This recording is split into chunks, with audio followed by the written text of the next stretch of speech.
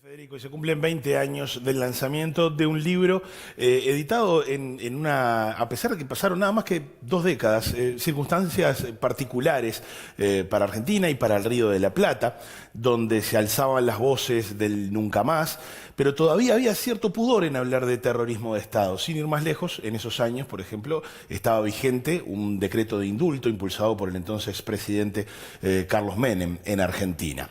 Bueno, en aquel entonces Juan Gelman y Mara Lamadrid recopilaron información, entrevistas, datos, crónicas para publicar Ni el flaco perdón de Dios, un libro que está cumpliendo 20 años este año, que viene con una edición ampliada, con prefacio y epílogo, donde se cuenta un poco también la naturaleza de esta obra. Y tenemos el gusto de recibir a su autora en nuestro living, quien fuera además compañera por tanto tiempo de Juan Gelman, la psicóloga Mara Lamadrid. ¿Cómo estás, Mara? Bien, ¿y vos? Bien, bien, estupendamente, un placer recibirlas. Okay. También nos acompaña la nieta del poeta Juan Gelman, Macarena Gelman, diputada además de nuestro país. Gracias por acompañarnos. Bueno, a ver, ¿es menester para poner en contexto? Sí, dígame, Mara. No, que hagas preguntas. Acá estoy, Sí, por favor, estoy para porque- eso. Estoy para eso. ¿En qué, digamos, a partir de qué, más allá de que Juan llevaba ya la búsqueda, la pesquisa, el interés, a partir de qué dato es que ustedes deciden empezar a contar esta historia que sí finalmente se publicó con el título Ni el flaco perdón de Dios?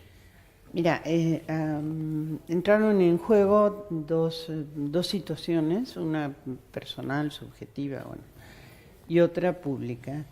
La personal es que acababa de morir mi hija Marcela en enero del 95 y estábamos de duelo, en pleno duelo, chiflados como una cabra, y de pronto surgió algo en lo público que fue la emergencia, la aparición, digamos, de lo que para Juan y para mí, nosotros vivíamos en México, la aparición en Argentina de una red de hijos, se llamó Hijos, creo que era una sigla que quería Sí, decir. cada letra, como Sí, si fuera una letra bueno, H y J. por no sé qué, Hijos por la ¿te identidad acordás? contra el virus. Eso, ok, bueno. Y ellos decían algo que nos pareció muy, muy importante, que para poder hacer, eran el duelo por sus padres desaparecidos, asesinados, obviamente, necesitaban que el duelo fuera público, hacer públicas esas historias. Entonces con Juan nos miramos y dijimos, inventemos un libro, hagamos un libro con eso. Y bueno, nos conectamos con ellos escribían en esa época en Página 12, creo, bueno. Las edades oscilaban entre los 17 años, suponete, los que conocimos, ¿no? Y los 28, 30 o 30 y pico, pero... Y bueno, viajamos a Argentina, hicimos un primer contacto con ellos, con un grupo de ellos, no con todos ellos, y nos pusimos de acuerdo de cómo recoger, digamos, esos testimonios. Les dijimos que nosotros grabaríamos y después íbamos a escribir, íbamos a transcribir y después escribir, lo que hicimos, y así empezó. Bueno, hicimos muchos viajes, ellos nos invitaron a un campamento con ellos, donde ahí conocimos a chicos de toda la República, digamos. Imagino que a la hora de denominar este libro, Sí. El título tiene desde ya un significado muy importante. ¿Era esa, digamos, la última carta que le podía quedar a esos hijos, el decir, bueno, este es nuestro bastión, no vamos a otorgar el perdón? No, el título en realidad surge de un testimonio que recogimos en París, o sea, por eso, porque todo estuvo muy lleno de viajes, de dos hermanas que vivían en París hacía muchos años porque su madre había estado presa, su padre un desaparecido de previo a la dictadura, porque las desapariciones en Argentina comenzaron antes de que se instalara la dictadura propiamente dicha. Y en algún momento una de ellas dice a nosotras, cuando termina prácticamente de contar su historia, dice: el flaco perdón de Dios no nos alcanza. Entonces, que en realidad viene de como de una expresión francesa.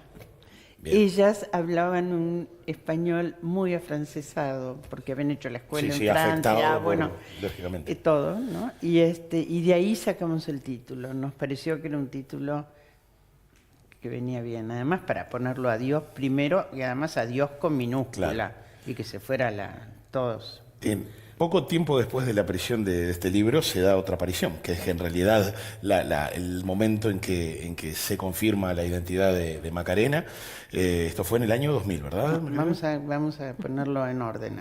Claro. Lo que me pregunta era más bien que el libro en serio nos llevó, nos catapultó. Bueno, estábamos muy locos, Juan y yo, de dolor por la muerte de mi hija, todo eso. Nos catapultó a... mejor dicho, cuando estábamos presentando el libro lo terminamos a principios del 97 y Planeta organizó una gira por el interior, y de pronto viene un señor de muy buena fe y una lindísima persona, que le dice a Juan, mis hijas tienen una amiga que es muy... que por la historia que tiene, seguro es hija de desaparecidos y es muy parecida a su nuera, que usted está buscando. Entonces empezamos a investigar, pusimos abogados, no íbamos a decirle a la chica ni a molestarla. Y eso no cayó en... no era la nieta. Y entonces un día yo le dije: Juan, investiguemos nosotros por nuestra cuenta. Porque había una historia de que quizás a la mamá de Macarena la habían mandado a tal lugar, tal otro. Había historias previas. Entonces dijimos, borrón y cuenta nueva, y empezamos. Entonces habíamos terminado el libro y empezamos a buscarla a ella, y a Maca la ubicamos a fines del 99. Pero la noticia, y mientras que la vinimos al Uruguay, estuvimos bien seguros, la conocimos, todo eso, ¿no? Fue en el que es mayo del 2000, que fue marzo, fines de marzo. Sí, el último día de marzo. Eso. En aquel entonces fue que tu abuelo te dijo: nosotros tenemos el 99% de posibilidades, falta que el 1% lo aportes tú. Bueno, algo así, faltaba naturalmente, y eso, visto a la distancia, uno decía, pero claro, era todo la historia cerraba tanto, que uno no se lo planteaba en ese momento de lo riesgoso que era asumir sin o transitar el camino sin una prueba genética realizada. Pero la prueba genética se realizó muy pocos días después, y después... Pero yo además me acuerdo muy bien que vos preguntaste, ¿y qué seguridad tenés?, le preguntaste al abuelo, y él te dijo el 99%, y que yo te dije el 1% que falta, te tenés que hacer el análisis de sangre, y a los pocos días te sacaste la sangre. ¿Tenías algún tipo de sospecha, intuición, algo? No, para nada, absolutamente.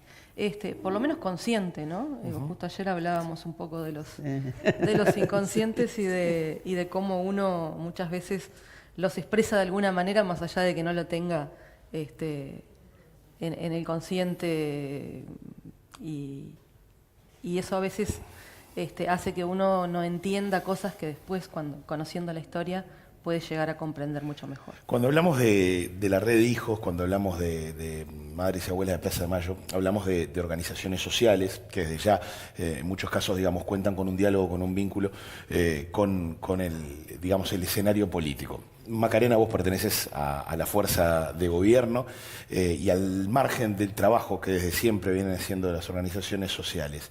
¿Hay un debe de parte de los últimos gobiernos con seguir indagando en el pasado reciente en las víctimas de terrorismo de Estado? Siempre hay un debe. Y de base uno, llevando estas historias y estas búsquedas que lo acompañan, ¿no? Más allá de que uno elija tener un rol más protagónico o no, estas historias van siempre con nosotros y uno nunca puede darse por conforme. Pero es algo objetivo que falta mucho por hacer.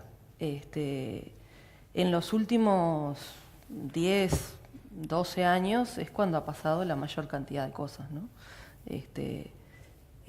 Previamente era el silencio, el ocultamiento, sí, la negación, ¿no? Tanto acá como en Argentina, aunque Argentina con un proceso un poco distinto, que creo que tiene base en el juicio de las juntas. Claro, sí, y que bueno, y en torno a las historias que se han ido conociendo, sin duda muchas están aquí en este libro. Para terminar, Mara, permitime preguntarte, ¿cómo fue 20 años después volver a ver este material? Juan ya no está, falleció en 2014. ¿Cómo fue volver a acercarse a estos relatos y a repasar toda esta historia y estas vivencias que las estabas compartiendo? Fue duro.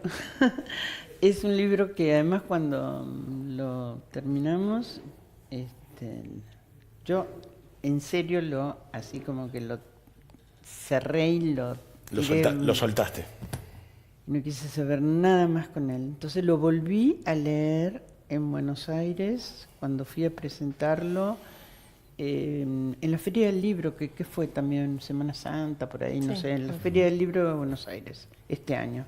Sí, abril. Entonces, llegué a Buenos Aires, me encerré en el hotel y los leí. O sea, antes, y dije que lo había leído, pero era mentira. O sea, lo ojeé. Bueno, lo habías escrito, no es poca cosa, ¿no?